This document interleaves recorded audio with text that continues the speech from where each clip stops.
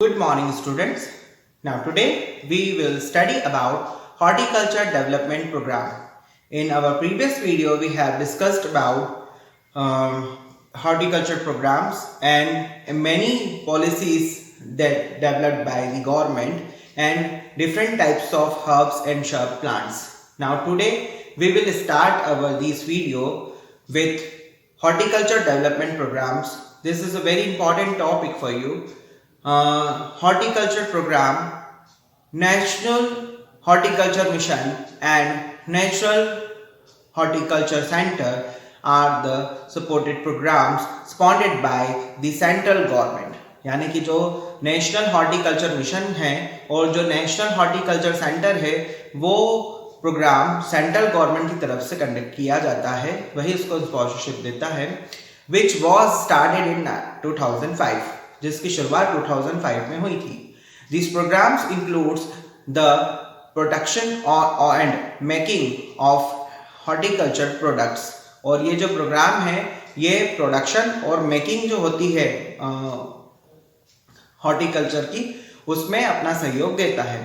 The important provisions of the horticulture development program is first is to establish graft banks to increase the production of quantity plants of quality. The provisions of horticulture development programs are to establish graft bank to increase the production and quality plants and fulfil it's demand. यानी कि हमें ऐसी bank establish करनी चाहिए जो इसके production को और इसकी क्वालिटी को और इस प्लांट्स की डिमांड को फुलफिल कर सके. To increase the production and productivity of horticulture crops, यानी कि जो प्रोडक्शन है और जो प्रोडक्टिविटी है हॉर्टिकल्चर क्रॉप्स की वो दोनों बढ़नी चाहिए. For testing soil and levels fertilities and facilities of laboratories and the nurseries, green houses and greenhouses has to be increased. और इसके लिए जो फैसिलिटीज़ है, चाहे वो लैब्स रिक्वायर्ड हो या फिर नर्सरीज हो या फिर वो ग्रीन हाउस हो, वो सब कुछ इंक्रीज होने चाहिए. Production of high quality agriculture and horticulture crops to has increase for export, यानी कि एक्सपोर्ट करने के लिए भी हमें हाई क्वालिटी जो वो है क्रॉप्स हैं, हॉर्टिकल्चर क्रॉप्स हैं, उन्हें इंप्रूव करना चाहिए. To increase the production of high quality yielding products, यानी कि जो हाइब्रिड के प्रोडक्ट्स हैं हमें उन्हें भी इंक्रीज करना चाहिए, उसकी भी प्रोडक्टिविटी पे ध्यान देना चाहिए. Now we talk about the achievements of horticulture programs in India. 97503 hectare areas was found under the horticulture crops, to include 50667 hectare and 16252 hectare and 20262 hectare area under the fruits, vegetables and species. 5858 hectare area has been included for high price value crops like medicinal plants and Arabic plants and flowers. यानी कि 5858 hectare area जो है वो include है high price और उन valuable crops के लिए like medicinal crops and agriculture crops and flowers, इनके लिए ये यूज होता है. Now we talk about the more achievements of horticulture programs. Horticulture development program has been implemented in Jammu and Kashmir, Himachal Pradesh and Uttarakhand along with increase the production.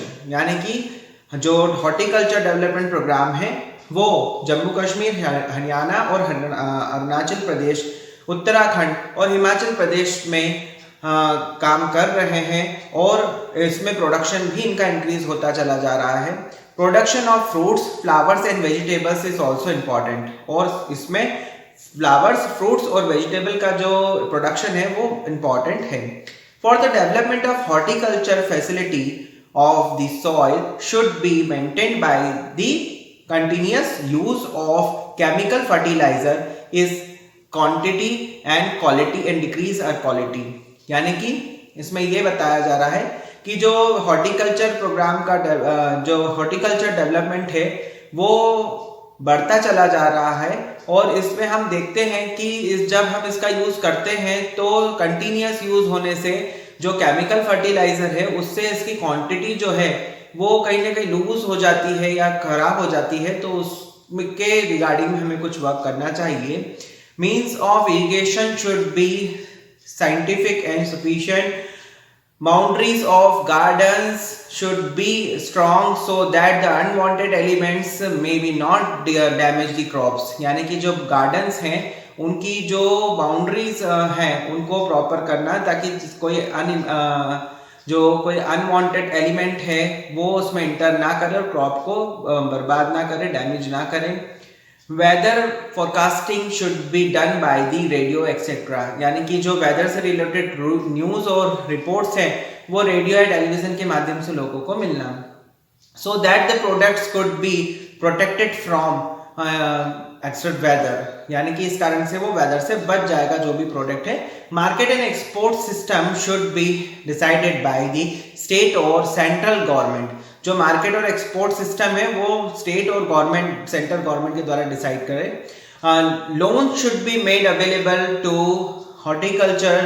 horticulturist by the banks of and the other loan giving agencies liability. यानी कि loans provide करना और कुछ private organisation से, government bank से, ताकि उनको एक अमाउंट मिल सके जिससे वो इस प्रोग्राम का डेवलपमेंट कर सके.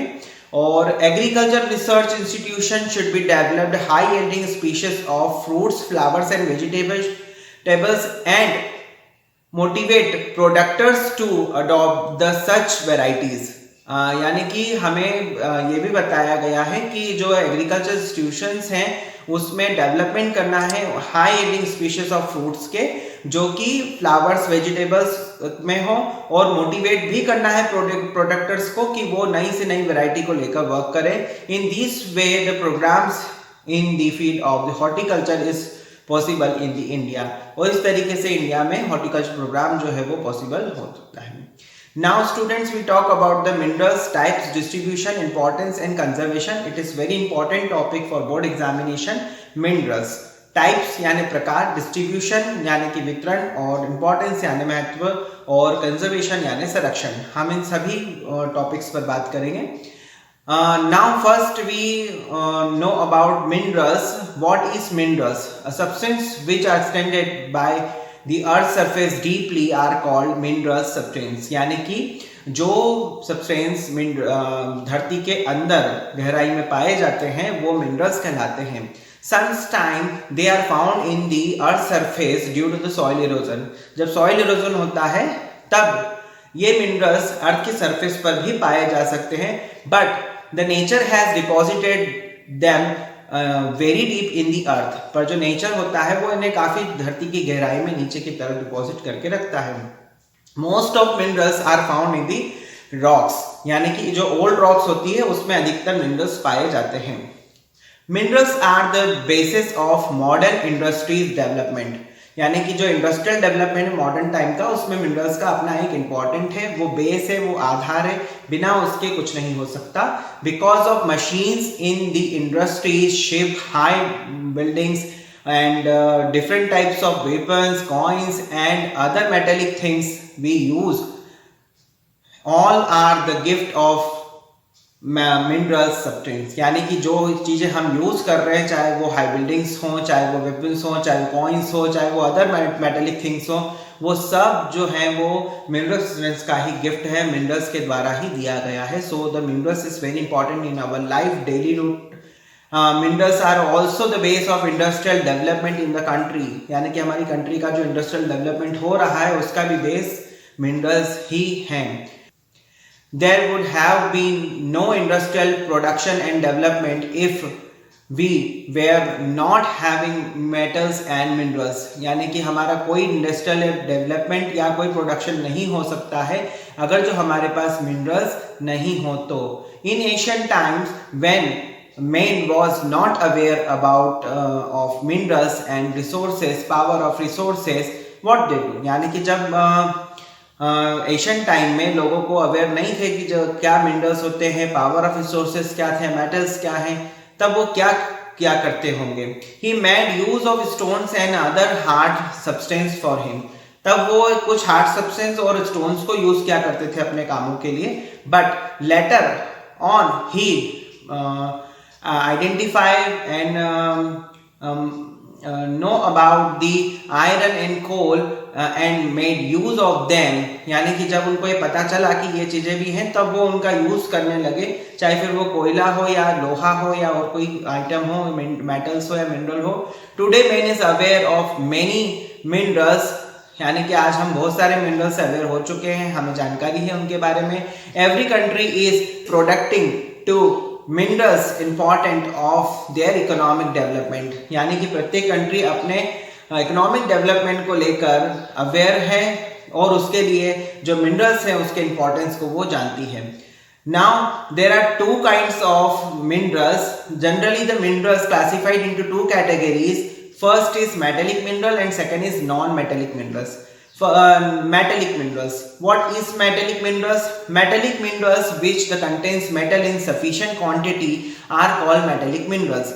यानी कि जिन मिनरल्स में मेटल सफिशिएंट क्वांटिटी में होता है वो मेटेलिक मिनरल्स कहलाते हैं, like magnesium. Non metallic minerals, these are the minerals in which metal are not present, यानी कि उसमें मेटल प्रेजेंट नहीं होता है, वो नॉन मेटेलिक मिनरल्स कहलाते हैं। Some of the non metallic minerals are diamond, mica and coal, salt and limestone. और कुछ ऐसे उदाहरण हमारे पास हैं जो नॉन मेटेलिक मिनरल्स के हैं, जैसे कि diamond, coal, limestone and etcetera. So students, it is sufficient for today. I think you understand these all topics very well, so thank you.